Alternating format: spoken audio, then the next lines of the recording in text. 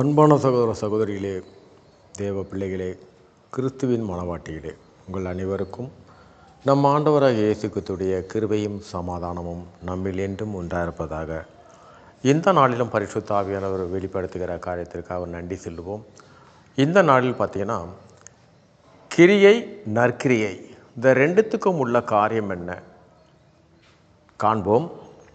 இங்கே எபேசியர் 2ஆம் அதிகாரத்தில் 10வது வசனம், ஏனெனில் நற்கிரியைகளை செய்வதற்கு நாம் கிறிஸ்து இயேசுவுக்குள் சிருஷ்டிக்கப்பட்டு தேவனுடைய செய்கையாய் இருக்கிறோம், அவைகளில் நாம் நடக்கும்படி அவர் முன்னதாக அவைகளை ஆயத்தம் பண்ணியிருக்கிறார்.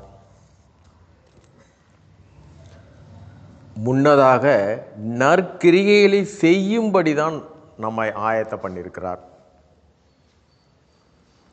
இப்போது கிரிகைகளை குறித்து என்னவென்று பார்த்தீங்கன்னா, கிரிகை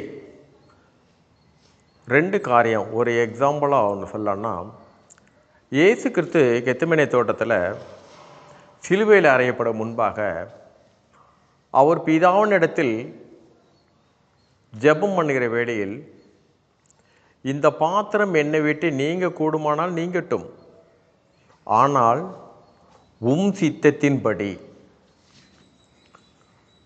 கிரிகைகள் என்பது வேதத்தை நாம் அறிந்து கொண்டு அதன்படி நடக்கிறது கிரிகை.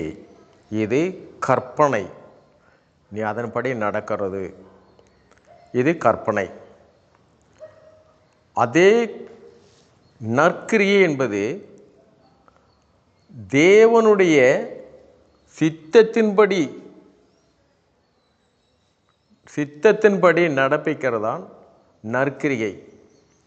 இப்போது இந்த கிரிகைகள் பார்த்தீங்கன்னா, நாம் தேவனுடைய வார்த்தைகள் எல்லாம் ஒரு எக்ஸாம்பிளாக பார்த்தீங்கன்னா, நம்மளிடத்தில் விசுவாசம் நிறைந்து இருக்கிறது. அப்போது நம்மக்கிட்ட பணம் இருக்குது. அங்கே ஒரு தரித்திரர் உட்கார்ந்துருக்கிறாரு. அவருக்கு நம்ம போயிட்டு ஒரு சாப்பாடு வாங்கி கொடுக்குறோம். அதான் ஒரு ஏழை, அவருக்கு நம்ம ஆகாரம் வாங்கி கொடுக்குறோம். இது வேதத்திலையும் இருக்குது. ஏழைக்கு இறங்குறவன் கர்த்தருக்கு கடன் கொடுக்கிறான், இது இருக்குது. இப்போ இதன்படி நம்ம அவருக்கு சாப்பாடு வாங்கி கொடுத்துட்டோம். இது கிரியை. இங்கே என்ன சொல்கிறார் என்றால், நற்கிரியல் என்றால் அந்த ஆகாரத்தை எப்பொழுது கொடுக்க வேண்டும், நீர் செய்கிற அந்த உதவி அவனுக்கு எப்போ செய்ய வேண்டும் என்று நாம் தேவனிடத்தில் அவர் உத்தரவின்படி செய்ய போகும்போது தான் நற்கிரிகைகள். இப்போ என்னிடத்தில் இருந்தது, நான் உதவி செய்ய தோணுது, என் வேதத்தின்படி தான் நான் அதை செய்தேன், அது என்னிடத்து கிரிகை. அதை நான் செய்வதற்கு முன்பாக, தேவனே இதை நான் செய்யட்டுமா, இது எப்பொழுது செய்யணும், இது அவரிடத்திலிருந்து நாம் கேட்டு அதை செய்யும்போது தான் அதுதான் தேவனுக்கு பிரியமானது, அது தேவ சித்தத்தின்படி வெளிப்படுகிற நற்கிரிகை. இப்போ எலியாவை எடுத்துக்கொண்டிங்கன்னா, எலியா தேவன் மேலே வைத்திருக்கிற வைராக்கிய விசுவாசத்தின்படியாக 3 வருடம் மழை பெய்யாதபடிக்கு அவர் கட்டளையிட்டு போயிட்டார். அந்த காலங்கள் கடந்த பின்னாடி அதே தேவன் எலியாட சொல்கிறாரு, நீ மழை பெய்யும்படி கட்டளையிடு, மழை பெய்யும்படியாக நீ கட்டளையிடு.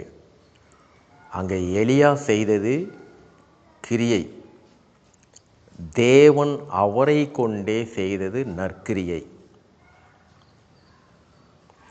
இதிலே பார்த்தீங்கன்னா, இன்னும் ஒரு கடைசியான ஒரு காரியத்தில் தீத்து 3ஆம் அதிகாரத்தில் 7வது வசனம் பாருங்கள். 7 காட்டிலும் 8வது வசனத்தில் தீத்து 3ஆம் அதிகாரம் 8வது வசனம், இந்த வார்த்தை உண்மை உள்ளது, தேவனிடத்தில் விசுவாசமாக நற்கிரிகைகளை செய்ய ஜாக்கிரதையாய் இருக்கும்படி நீ இவைகளை குறித்து திட்டமாய் போதிக்க வேண்டும் என்று விரும்புகிறேன். இவைகளே நன்மையும் மனுஷனுக்கு பிரயோஜனமும் ஆனவைகள். இங்கே ஏன் நற்கிரிகளை செய்வதற்கு ஜாக்கிரதையாக இருக்கும்படின்னு ஏன் சொல்கிறாருன்னு பார்த்தீங்கன்னா, ஒரு எக்ஸாம்பிள், பிளேடு நல்ல ஷார்ப்பான பிளேடு. ஏன்னா வேத வார்த்தையும் அதுதான், ரொம்ப ஷார்ப்பானது. இந்த ஷார்ப்பான இந்த பிளேடை வச்சு நகத்தை வெட்டலாம், நகம் வெட்டலாம். இந்த பிளேடை கொண்டு காரியங்கள், பேப்பர் வெட்டுறது எல்லாமே செய்யலாம்.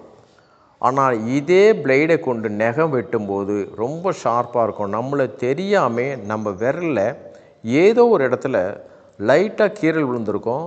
அவர் ஷார்ப்பாக இருக்க நம்மளுக்கு தெரியாது.